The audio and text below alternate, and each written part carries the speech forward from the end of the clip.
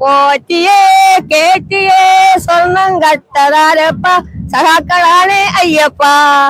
നമുക്കത് അടിപൊളി ഇഷ്ടമാണ്. ഞങ്ങളുടെ വീട്ടില് 2 വയസ്സ് 4 വയസ്സായ പിള്ളേരുടെ ഈ പാട്ട് എപ്പോഴും നടക്കും. ബിജെപി ഉറപ്പിക്കും ഈ തവണ. ഈ ശിവൻകുട്ടി അണ്ണൻ പറയുന്നത് ഇവിടെ നേമത്ത് ബിജെപിയെ പരാജയപ്പെടുത്തുന്നാണ് പറയുന്നത്. പരാജയപ്പെടുത്തുന്നതൊക്കെ പറയുന്നതല്ലേ, വോട്ട് കഴിയട്ടെ, അപ്പൊ നമുക്കറിയാം. ശിവൻകുട്ടി അണ്ണനെ മലത്തി അടിക്കുമോ? മലത്തി അടിച്ചിട്ട് രാജീവ് ചന്ദ്രശേഖർ ഉയർന്നെഴുന്നേൽക്കും, ഉറപ്പാണ്. ആ, രാജീവ് ചന്ദ്രശേഖരനാണ് ഞങ്ങളുടെ വോട്ട്. നരേന്ദ്രമോദി സാറിന് 1000 അഭിവാദ്യങ്ങൾ. മോദിയെ കണ്ടിരുന്നില്ലേ? ആ, അടിപൊളി മോദി, അടിപൊളി മോദിയെ കണ്ട്. ബിജെപി വിജയിക്കാനുള്ള സാധ്യത ഭൂരിപക്ഷത്തോടെ കൂടി എന്റെ രാജീവ് ചന്ദ്രശേഖർ ജയിച്ചിരിക്കും. ഈ ഇവിടുത്തെ MLA-യും മന്ത്രിയുമായിട്ടുള്ള ഈ ശിവൻകുട്ടിയെ പറ്റിയിട്ട് എന്താണ് അഭിപ്രായം?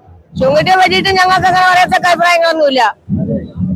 ഞങ്ങളുടെ അഭിപ്രായം, ഞങ്ങൾക്ക് രാജീവ് ചന്ദ്രശേഖർ ജയിക്കണം, ഞങ്ങളെ കരമന ജയൻ ജയിക്കണം, ഞങ്ങൾക്ക് നരേന്ദ്രമോദി സാറിന്റെ കരങ്ങൾക്ക് ശക്തി പകരണം, ഉറപ്പാണ്. കേരളത്തിൽ ബിജെപിക്ക് സാധ്യത ഉണ്ടെന്ന് വിശ്വസിക്കുന്നുണ്ടോ? ഉണ്ട്. നേമത്ത് എന്തായാലും രാജീവേട്ട ഉറപ്പായിട്ടും ജയിക്കും, ഉറപ്പായിട്ടും ജയിക്കും. കാരണം എന്ന് വെച്ചാൽ നമ്മളിവിടെ കഴിഞ്ഞ 3-4 പ്രാവശ്യമായിട്ട് നേമത്ത് ജയിച്ചിട്ടുള്ളത് ഇവിടെ ഒരു വികസനവും നടത്തിയിട്ടില്ലായിരുന്നു. അപ്പൊ ഇപ്പം രാജീവേട്ടൻ ജയിച്ച തന്നെ ഒരുപാട് വികസനങ്ങളും വിദ്യാർത്ഥികൾക്ക് ഒരുപാട് കാര്യങ്ങൾ ചെയ്യുന്നു, 100% ഉറപ്പുണ്ട്. ഇവിടുത്തെ MLA മന്ത്രിയുമായിട്ടുള്ള ശിവൻകുട്ടിയെ പറ്റിയിട്ടുള്ള അഭിപ്രായം എന്തോ? പുള്ളിക്കാരൻ ഇവിടെ ഒന്നും ചെയ്തിട്ടില്ല എന്ന് തന്നെയാണ് എന്റെ ഒരു അഭിപ്രായം. വ്യക്തിപരമായിട്ട് പുള്ളിക്കാരൻ ഓക്കെയാണ്, പക്ഷെ ഒരു മന്ത്രിയോ ഒരു MLA ആയിട്ടുള്ള നിലയിൽ ഓക്കെ അല്ല. ഇപ്പോ ഇത്തവണ ഈ നേമത്ത് ബിജെപി വീണ്ടും അക്കൗണ്ട് തുറക്കുന്നു, ഉറപ്പിച്ച് പറയാനുള്ള കാരണം എന്താണ്? ഇവിടെ നേമത്ത് മാത്രമല്ല, എന്തായാലും കേരളത്തിൽ 1, 2, 3, 4 സീറ്റിന് മേൽ എന്തായാലും ബിജെപി അക്കൗണ്ട് തുറക്കും എന്നുള്ളത് 100% ഉറപ്പാണ്. കാരണം അത്തരത്തിലുള്ള പ്രവർത്തനങ്ങൾ നടക്കുന്നുണ്ട്. നല്ല നല്ല വ്യക്തികളെയാണ് സ്ഥാനാർത്ഥികളായിട്ട് നിർത്തിയിട്ടുള്ളത്. അവിടെ ഉറപ്പായിട്ട് എന്തായാലും ഐശ്വര്യം എങ്ങനെയുണ്ട്? എനിക്ക് എന്താ പറയേണ്ടതെന്ന് അറിയില്ല. ഒരു ഭയങ്കര എക്സൈറ്റഡ് ആണ് ഞാൻ, ഭയങ്കര സന്തോഷമുണ്ട്. അടുത്ത് കണ്ടു. നമസ്കാരം. നമസ്തേ. കണ്ടായിരുന്നു. ഇപ്പോ ഈ നിയമമണ്ഡലത്തിലേക്ക് അദ്ദേഹം കാലുകുത്തിരിക്കുകയാണ്. അതെ. ഇപ്പോ ഈ SDPI വോട്ട് വേണമെന്ന് ശിവൻകുട്ടി നിരന്തരമായിട്ട് പറയാണ്. ഇസ്ലാമിക മതമൗലികവാദികൾ വോട്ട് സ്വീകരിക്കാൻ തയ്യാറായിരിക്കുന്ന CPM പൊതുജനങ്ങളുടെ മുന്നിൽ ഇനി ഏത് തരത്തിലായിരിക്കും പൊതുജനങ്ങൾ ഇവരെ കാണുക? അതായത് വട്ടവടയിൽ അഭിമന്യു എന്ന് പറഞ്ഞിട്ട് നമ്മുടെ ഒരു ചെറുപ്പക്കാരനെ നമുക്കറിയാം. മഹാരാജാസ് കോളേജിൽ വെച്ച് കുത്തുകൊണ്ട് മരണപ്പെട്ട അഭിമന്യു. ഇവർക്ക് ഒരു മര്യാദ എന്ന് പറഞ്ഞൊരു സാധനം ഉണ്ടായിരുന്നെങ്കിൽ ഇന്ന് SDPI പോലെയുള്ള ഈ ഭീകരവാദ സംഘടനയുടെ വോട്ട് ഇവർ തേടുമായിരുന്നോ? ഞാൻ പെറ്റ മകനെ എന്ന് ആ കരഞ്ഞ അമ്മയുടെ കണ്ണുനീരിന് ഒരു വിലയുണ്ടോ? അങ്ങനെയാണെങ്കിൽ ഈ മാർക്സിസ്റ്റ് പാർട്ടി ഇത്തരത്തിൽ ഈ SDPI ജമാഅത്തെ ഇസ്ലാമി പോലുള്ള ഈ സംഘടനയുടെ വോട്ട് തേടുമായിരുന്നോ? ഇതാണ് എനിക്ക് പറയാനുള്ളത്. ഇത് സ്വാഭാവികമായിട്ട് നേമത്തെ ജനങ്ങൾ ശിവൻകുട്ടിക്കെതിരെ തിരിയുമെന്ന് തോന്നുന്നുണ്ടോ? 100% തിരിയും. ശിവൻകുട്ടി സാറ് പറഞ്ഞിരിക്കുന്നത് ഞങ്ങളെ വീണ്ടും പൂട്ടുമെന്നാണ്. ഞങ്ങൾ അങ്ങോട്ട് പറയുന്നു, ഇരട്ട പൂട്ടല്ല, 4 പൂട്ടിട്ട് ഞങ്ങൾ അങ്ങോട്ട് പൂട്ടി ഇവിടെ നേമത്തെ അക്കൗണ്ട് ഞങ്ങൾ ഓപ്പൺ ചെയ്തിരിക്കും. 100% ഉറപ്പ്. ചേട്ടാ, മോദിയെ കണ്ടിരുന്നോ? തീർച്ചയായും കണ്ടിരുന്നു. സാധ്യതകൾ എങ്ങനെയുണ്ട്? സാധ്യത പറഞ്ഞാൽ ഈ തിരുവനന്തപുരം ജില്ലയെ തന്നെ ഏകദേശം ഒരു 5 സീറ്റിൽ കൂടുതൽ BJP പിടിച്ചിരിക്കും. ഇപ്പൊ തീർച്ചയായും ഒരു മാറ്റം ഉണ്ടാവും. ഇത് തിരുവനന്തപുരത്ത് ഇങ്ങനെ ഒരു സാഹചര്യം നിലനിൽക്കുന്നുണ്ടെന്ന് BJP പറയുന്നുണ്ട്, ജയിക്കുമെന്ന്. അതിന് കാരണങ്ങൾ എന്തായിരിക്കും?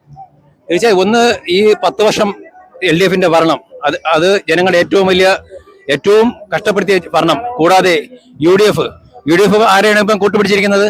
നിങ്ങൾക്ക് എല്ലാവർക്കും അറിയാം, ജമാഅത്ത് ഇസ്ലാമിയെ പോലുള്ളവരാണ് കൂട്ടുപിടിച്ചിരിക്കുന്നത്. അവർക്ക് മതമാണ് വലുതെന്ന് പറഞ്ഞ ആൾക്കാരെ കൂട്ടുപിടിച്ചവരാണ് UDF അധികാരത്തിൽ വരാണ്. 5ാം മന്ത്രി വിവാഹത്തിന് ശേഷം അടുത്ത് വരാൻ പോകുന്നതായിരിക്കും ചിലപ്പോൾ ഉപമിക്കുന്ന സാധനം വരെ മുസ്ലിം ലീഗിന് കൈമാറാൻ തയ്യാറായി നിൽക്കുകയാണ്. അപ്പൊ അവർക്ക് ജനങ്ങൾ വോട്ട് ചെയ്യുമോ? അത് നിങ്ങളൂടെ തീരുമാനിക്കൂ. അതുകൊണ്ട് തീർച്ചയായും മാറ്റം ഉണ്ടാവും. കേരളത്തിൽ NDA മികച്ച ലീഡോടെ തിരിച്ചു വന്നിരിക്കും, ഉറപ്പാണ്. ചേട്ടാ നമസ്കാരം. പേരെന്തായിരുന്നു? എന്റെ പേര് സതീഷ്. നേമം നിയോജക മണ്ഡലത്തിൽ വോട്ടറല്ലേ? അതെ.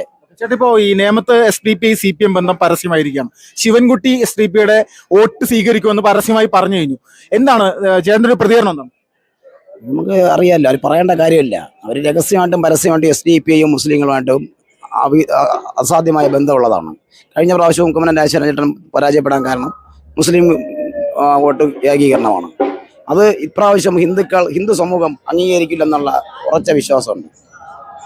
അത് ഇപ്രാവശ്യം രാജീവേട്ടൻ വൻ ഭൂരിപക്ഷത്തോടെ, കുറഞ്ഞത് 25,000 വോട്ട് ഭൂരിപക്ഷത്തിൽ രാജീവേട്ടൻ ജയിക്കാനാണ് സാധ്യത. ശിവൻകുട്ടിയുടെ ഈ ഒരു നിലപാടിനോട് എന്താണ് പറയാനുള്ളത്? ശിവൻകുട്ടിയെ കാര്യം അറിയാം നമുക്ക്. ശിവൻകുട്ടി പറയുന്നത് എന്താണെന്ന് ശിവൻകുട്ടിക്ക് തന്നെ അറിയില്ല. ശിവൻകുട്ടി എന്തെല്ലാം വിളിച്ച് പറയുന്നു. ഇന്നിപ്പോ അതാ പറയുന്ന പ്രധാനമന്ത്രി വന്നത് ചട്ടലംഘനമാണെന്ന്. പുള്ളി വിദ്യാഭ്യാസ മന്ത്രി മാത്രമേ ഉള്ളൂ. വിദ്യാഭ്യാസ മന്ത്രിയുടെ ഒരു വിദ്യാഭ്യാസവും പുള്ളിക്കില്ല. അതാണ് ശിവൻകുട്ടി. പുള്ളിക്ക് ഈ മണ്ഡലത്തിൽ എങ്ങനെയാണ് സ്വാധീനമുണ്ടോ നിലവിലെ സാഹചര്യത്തിൽ? നിലവിലെ സാഹചര്യത്തിൽ പുള്ളിക്ക് സ്വാധീനം ഉണ്ടെന്ന് പുള്ളി പറയുന്നത്. പക്ഷേ ജനത്തിന്റെ ഇടയിൽ നമ്മളിപ്പോൾ സമൂഹത്തിൽ ഗ്രൗണ്ട് വർക്കിൽ നിൽക്കുമ്പോൾ പുള്ളി സ്വാധീനം ഉള്ളതായിട്ട് നമുക്ക് തോന്നിയിട്ടില്ല.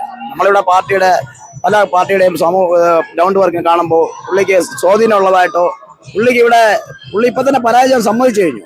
ഞാൻ പരാജയപ്പെടുമെന്നുള്ള ഒരു രീതിയിലാണ് പുള്ളിയുടെ പെരുമാറ്റം. പുള്ളി ഇപ്പം എന്തായാലും പുള്ളി ജയിക്കാൻ പോകുന്നില്ല.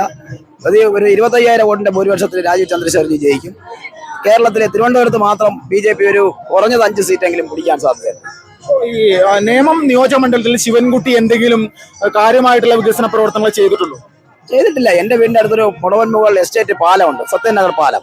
ആ പാലം രാജഗോപാൽ MLA ആയിരുന്ന സമയത്താണ് അത് ഭരണാനുമതി കിട്ടിയതും അതിന്റെ ബാക്കി നടപടിക്രമങ്ങൾ പൂർത്തിയായതും. പക്ഷേ രാജഗോപാൽ ഇരുന്ന സമയത്ത് ആ ഫണ്ട് വിനിയോഗിക്കാൻ പറ്റിയില്ല. ഭൂമി ഏറ്റെടുക്കൽ കുറ്റിയടിക്കൽ മാത്രമേ നടന്നുള്ളൂ. അപ്പോൾ ശിവൻകുട്ടി വന്നപ്പോൾ പണി തുടങ്ങിയിട്ട് 5 വർഷമായി. ഇപ്പോൾ ഈ ഇലക്ഷൻ മാമാങ്കത്തിൽ അത് ഉദ്ഘാടനം ചെയ്തു. 50% പണി പോലും ആയിട്ടില്ല. എന്നിട്ട് വലിയ ഫ്ലക്സ് ഒക്കെ വെച്ച് പാലം പൂർത്തീകരിച്ചു എന്നാണ് പറയുന്നത്. അവിടെ പോയി നോക്കിയാൽ അറിയാം പാലത്തിന്റെ ഗതി എന്താണ്, സബ് റോഡിന്റെ ഗതി എന്താണെന്ന്. ഇപ്പോൾ ഇവിടെ SDPI CPM ബന്ധം ഇലക്ഷനിൽ CPM-ന് എതിരാകുമോ അനുകൂലമാകുമോ?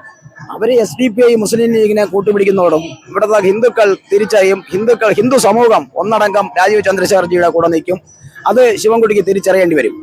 ചേട്ടാ നമസ്കാരം. നമസ്കാരം. പേരെന്തായിരുന്നു? എന്റെ പേര് ശ്രീകുമാർ എന്നാണ്. സാർ, ഇപ്പോ ഏറ്റവും പ്രധാനമായിട്ട് നേമ നിയോജക മണ്ഡലത്തിലെ ഒരു വിഷയവുമായി ബന്ധപ്പെട്ടാണ് ചോദ്യം. നേമ മണ്ഡലത്തിൽ വോട്ടറല്ല? തീർച്ചയായിട്ടും SDPI CPM ബന്ധം